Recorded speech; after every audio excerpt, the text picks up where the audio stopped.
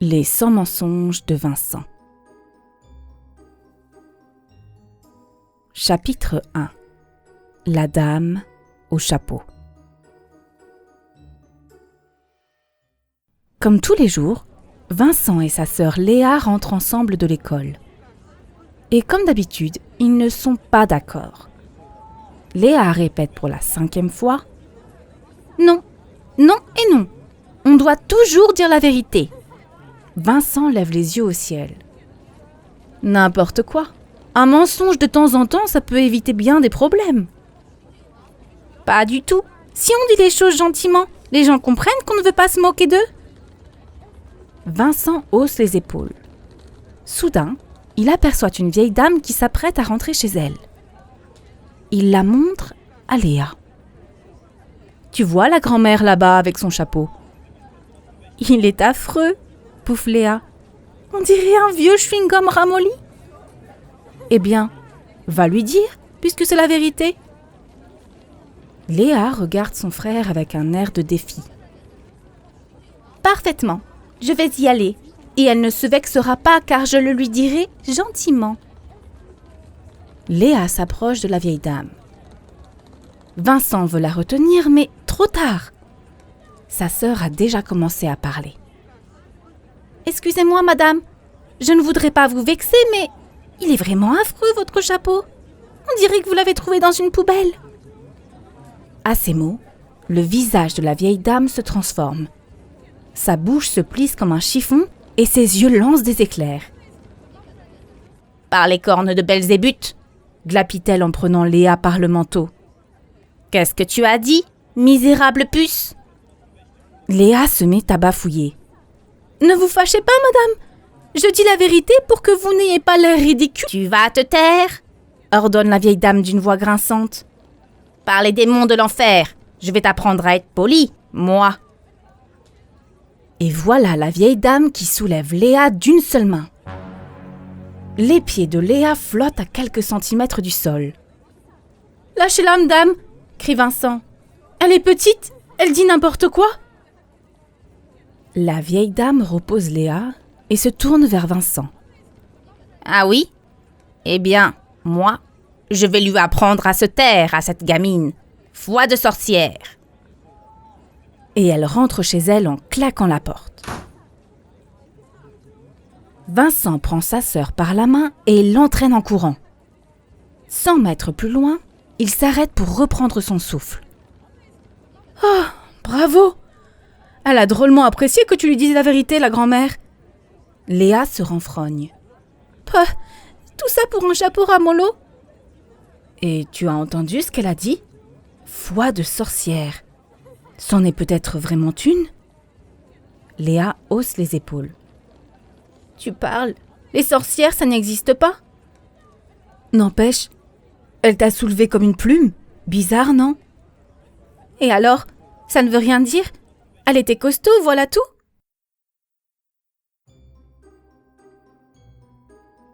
Chapitre 2. Un pacte avec la sorcière.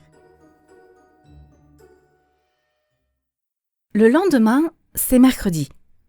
Les parents de Vincent et Léa sont déjà partis au travail quand le réveil sonne. Vincent se lève pour regarder son émission préférée, Salut les Martiens. En passant devant la chambre de Léa, il appelle sa sœur. « Hé, debout Léa, l'émission va commencer !»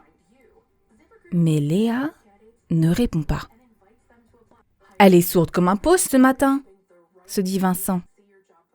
Il entre dans la chambre, il s'approche du lit et il pousse un cri d'horreur.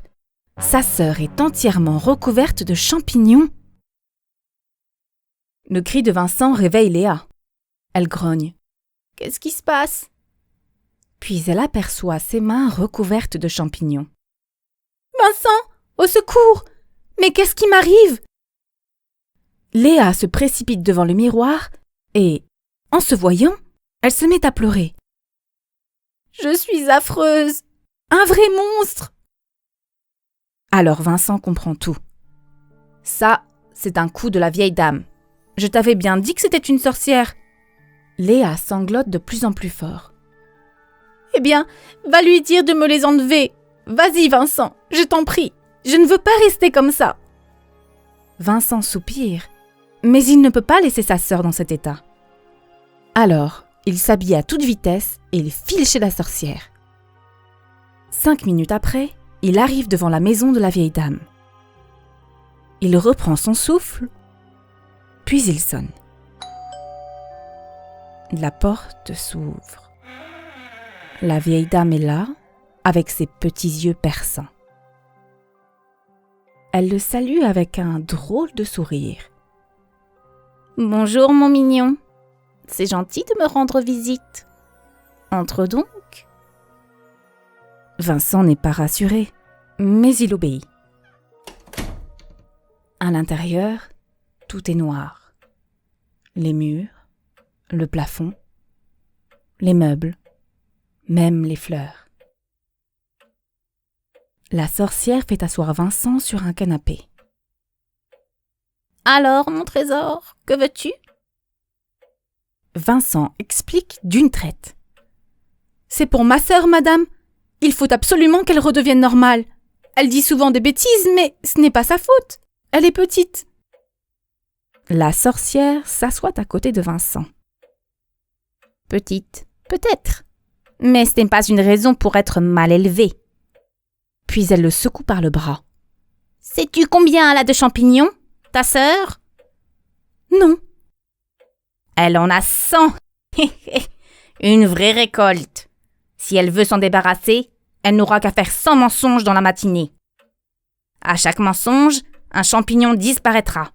Voilà qui lui apprendra les bonnes manières. » Vincent proteste. « Mais c'est impossible. Elle ne peut pas sortir dans cet état. » La sorcière se penche vers lui. « Alors, faisons un marché. Tu te chargeras des 100 mensonges. 100 mensonges à 100 personnes différentes. Attention, 100 tout rond. S'il y en a un en trop ou en moins, toi et ta sœur, vous resterez 20 ans à mon service.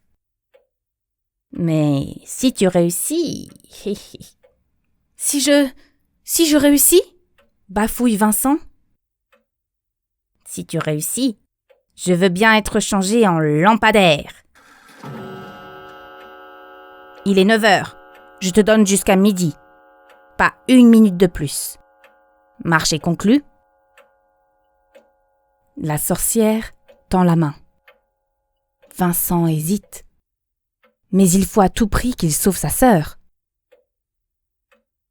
Alors, il serre la main de la sorcière en la regardant droit dans les yeux, et il dit « Marché conclu.